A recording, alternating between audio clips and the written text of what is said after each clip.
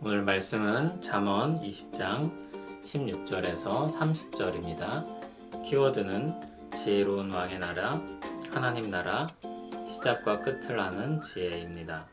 타인을 위하여 보증선자의 옷을 취하라. 외인들을 위하여 보증선자는 그의 몸을 볼모 잡을지니라.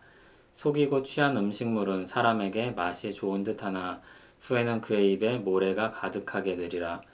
경영은 의논함으로 성취하나니 지략을 베풀고 전쟁할지니라. 두루 다니며 한담하는 자는 남의 비밀을 누설하나니 입술을 벌린 자를 사귀지 말지니라. 자기의 아비나 어미를 저주하는 자는 그의 등불이 흑암 중에 꺼짐을 당하리라. 처음에 속히 잡은 산업은 마침내 복이 되지 아니하느니라. 너는 악을 갚겠다 말하지 말고 여호와를 기다리라. 그가 너를 구원하시리라. 한결같지 않은 저울추는 여호와께서 미워하시는 것이요 속이는 저울은 좋지 못한 것이니라. 사람의 걸음은 여호와로 말미암나니 사람이 어찌 자기의 길을 알 수 있으랴. 함부로 이 물건은 거룩하다 하여 서원하고 그 후에 살피면 그것이 그 사람에게 덫이 되느니라. 지혜로운 왕은 악인들을 키질하며 타작하는 바퀴를 그들 위에 굴리느니라. 사람의 영혼은 여호와의 등불이라. 사람의 깊은 속을 살피느니라. 왕은 인자와 진리로 스스로 보호하고 그의 왕위도 인자함으로 말미암아 견고하니라.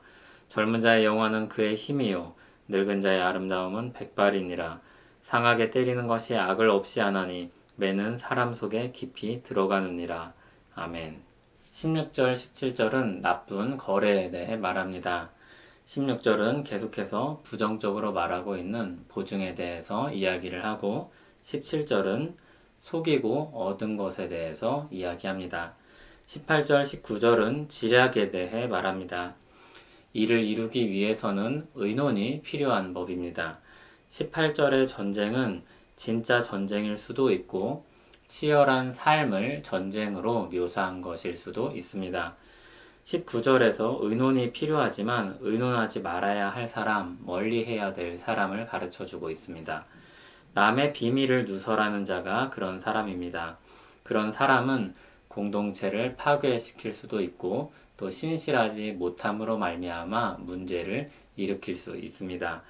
20절에는 부모를 저주하는 자가 어둠으로 빠져들 것에 말을 하고 있는데 법적인 심판을 받기 전에 하나님의 심판이 먼저 이르게 될 것을 경고하는 것입니다.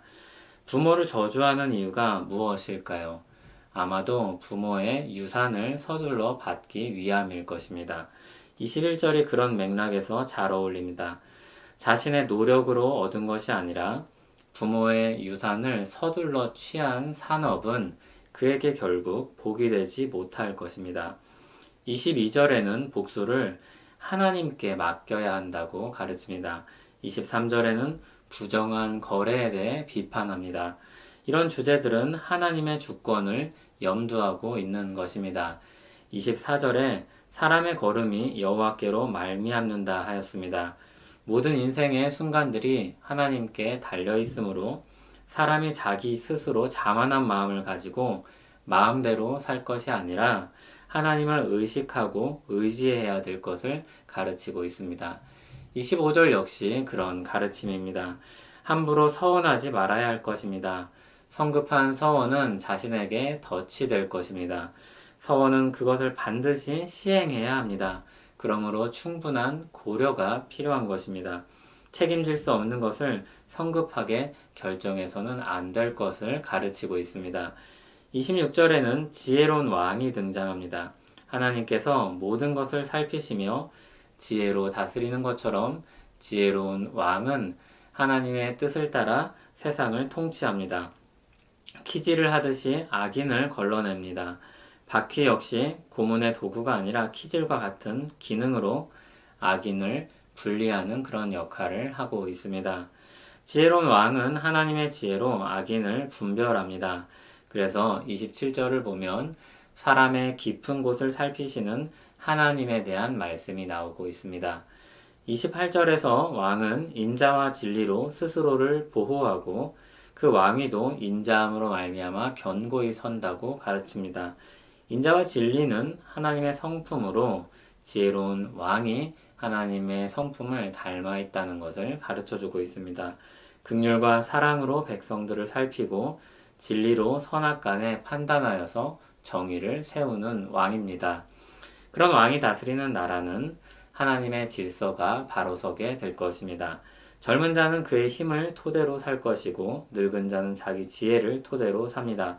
이 둘은 이상적인 인간상을 보여주면서 지혜로운 왕의 통치가 이루어지는 나라의 모습이 이러하다는 것을 가르치고 있습니다.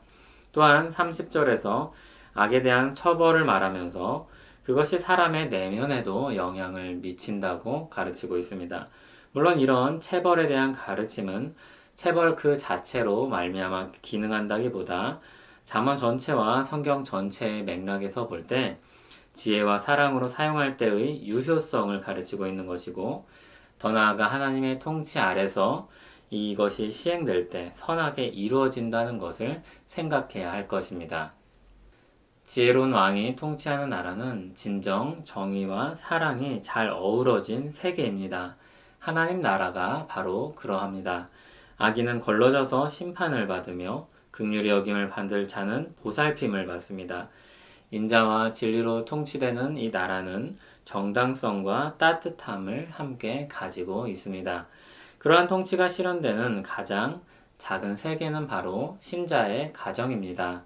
진리를 붙잡고 살아가되 그것을 사랑으로 실현합니다. 잘못된 길로 갈 때는 바른 길로 인도하기 위해 지혜롭게 그 자녀들을 붙잡습니다. 이 통치가 실현되는 좀 더 큰 세계는 신자들의 모임인 교회입니다. 진리의 말씀을 가르치고 배우며 바른 것을 우리 자신과 자신의 삶에 적용시킵니다. 그것을 적용할 때는 사랑의 방식으로 합니다. 사랑의 방식으로 한다는 것은 우리가 연약한 인간이라는 것을 인지하고 받아들이며 또 변화의 시간이 필요하다는 것을 헤아리는 것입니다. 그래서 사랑에는 인내가 담겨 있습니다.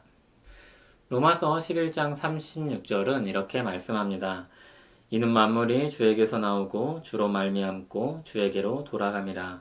그에게 영광이 세세에 있을지어다. 아멘. 이것은 신자의 고백입니다. 이 신자의 고백에 무엇이 담겨 있습니까? 모든 것이 주로 말미암고 주에게로 돌아간다는 지혜가 여기에 들어 있습니다. 신자는 기본적으로 지혜를 얻은 사람입니다. 모든 것의 시작과 끝이 주께 있음을 알고 주의 계심과 그분의 뜻을 붙잡고 사는 사람들입니다. 예수 그리스도를 믿고 산다는 것은 말 그대로 믿고 끝나는 것이 아니라 믿고 사는 것이 포함됩니다. 어떻게 살겠습니까? 지혜를 얻은 사람이라면 인자와 진리를 삶의 방식으로 살지 않겠습니까?